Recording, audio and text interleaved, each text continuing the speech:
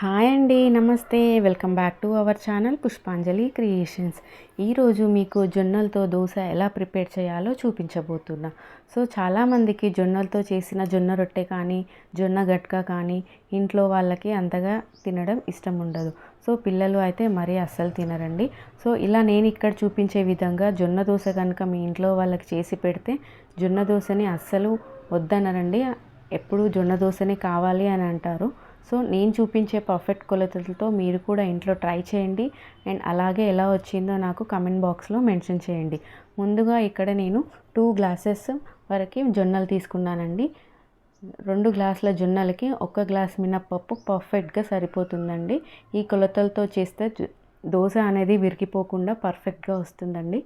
ఇలా జొన్నల్ని ఒక 2 to 3 times పాటు బాగా వాష్ చేయాలండి. ఇలా వాష్ చేయడం వల్ల జొన్నల్లో ఉండే డస్ట్ పార్టికల్స్ అన్నీ రిమూవ్ అయిపోతాయి.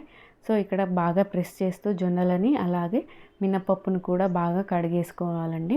ఇలా కడిగిన వాటిని నిండుగా నీళ్లు పోసుకొని ఒక 8 అవర్స్ పాటు నాననివ్వాలి.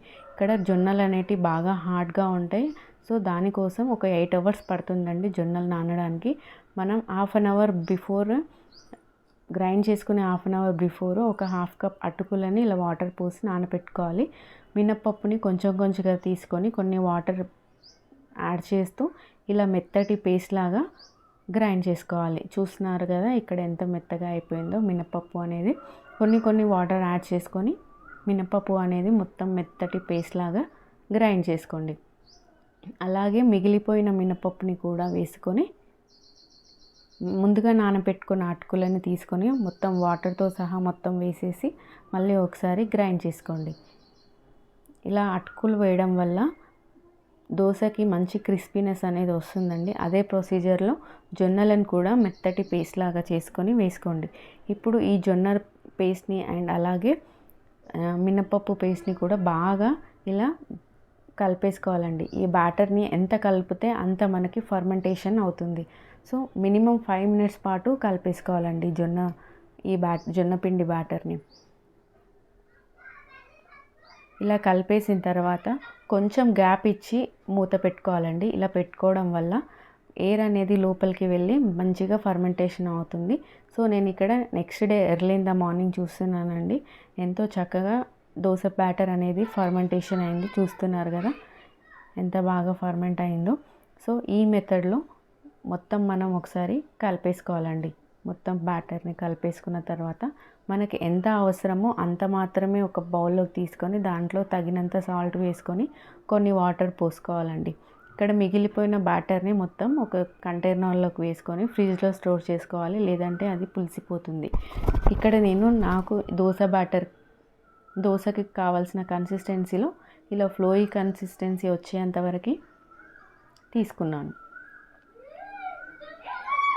ఒక దోశ ప్యాన్ని తీసుకొని బాగా హీట్ అవ్వనివ్వాలండి. హై ఫ్లేమ్లో హీట్ చేసిన తర్వాత లో ఫ్లేమ్కి టర్న్ చేసి మాత్రమే దోశ పోయాలి. దోశ పోసేటప్పుడు ఎప్పుడైనా ఫ్లేమ్ అనేది లో ఫ్లేమ్లో ఉండాలండి.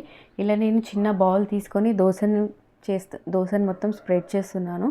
ఇలా గరిటతో చేసే కంటే బౌల్తో చేయడం వల్ల దోశ అనేది ఈవెన్గా స్ప్రెడ్ అవుతుంది. సో ఇక్కడ నేను ఆయిల్ని యూస్ చేస్తున్నానండి. మీరు కనుక హెల్త్ కాన్షియస్ అయితే ఆయిల్ వేసుకోకపోయినా పర్లేదు. కొంచెం ఆయిల్ వేయడం వలన కొంచెం టేస్ట్ అనేది కొంచెం యాడ్ అవుతుంది.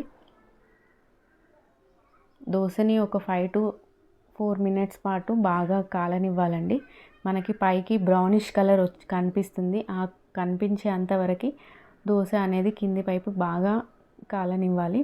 ఇలా కాలిన తర్వాత దోశని ఇంకో వైపుకి ఫ్లిప్ చేయాలండి. ఇంకో వైపుకి ఫ్లిప్ చేసి మళ్ళీ ఒకసారి ఒక 2 to 3 మినిట్స్ పాటు కింది వైపు కూడా కాల్చుకోవాలి.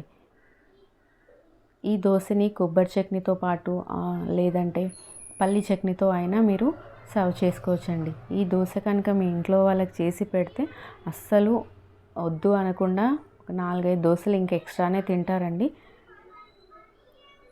అంతే అండి, ఎంతో సింపుల్ అయిన జొన్న దోశ రెడీ. సో మీకు నచ్చినట్లయితే like and subscribe to my channel. Thank you.